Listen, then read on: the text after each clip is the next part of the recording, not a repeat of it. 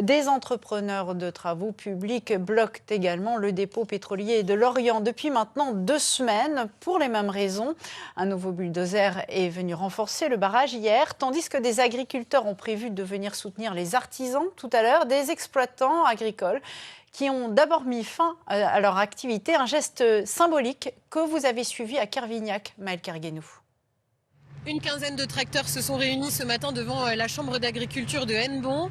Alors ces agriculteurs sont non syndiqués, avec eux également des entrepreneurs agricoles. L'objectif est simple, maintenir la pression sur le gouvernement après les annonces de Gabriel Attal il y a quelques jours. On en parle tout de suite avec Daniel Barra, bonjour. Bonjour. Vous êtes céréalier, producteur de légumes dans le Morbihan. En quoi consiste cette action? Vous simulez une cessation d'activité, c'est bien cela? Alors exactement, c'est une action symbolique. Nous avons préparé des documents de cessation d'activité agricole pour montrer clairement que si les annonces de M. Gabriel Attal ne sont pas suivies des faits, c'est ce qui court au milieu agricole, des cessations d'activité d'un peu partout.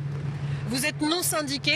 Quel est l'intérêt de continuer alors que les principaux syndicats, eux, ont arrêté le mouvement? Pensez-vous pouvoir vous faire entendre? Bien sûr, on vient à la Chambre d'agriculture, on va rencontrer des représentants de la Chambre d'agriculture qui font partie du syndicat majoritaire. On va avoir un moment d'échange et de discussion avec eux. On espère aussi peser et eux nous apporter leur analyse, ce qu'ils font concrètement pour faire respecter nos attentes.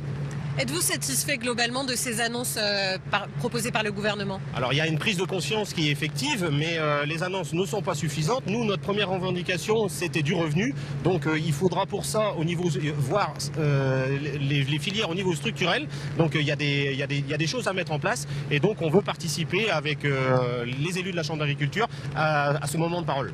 La prise en compte du revenu juste pour les agriculteurs n'a pas été à la juste mesure selon vous? Non, il y a eu des annonces qui sont un peu pansement, le GNR, la simplification des normes, mais ça n'amène pas de revenus. Quand on n'est pas en capacité de se tirer des revenus correctement avec le nombre d'heures qu'on fait sur nos exploitations, il faut qu'on soit entendu de ce côté-là. Quand on aura une santé financière sur nos exploitations et du revenu, on sera en capacité de mettre beaucoup de choses en place dans la filière agricole. Pour finir, jusqu'où entendez-vous mettre cette pression sur le gouvernement? On continue, il y a une grosse échéance qui est le salon d'agriculture fin du mois, donc on sera présent s'il y a besoin, si on n'est pas assez entendu. Merci beaucoup Daniel Barra d'avoir été avec nous sur France 3 aujourd'hui. Et je précise donc que ces agriculteurs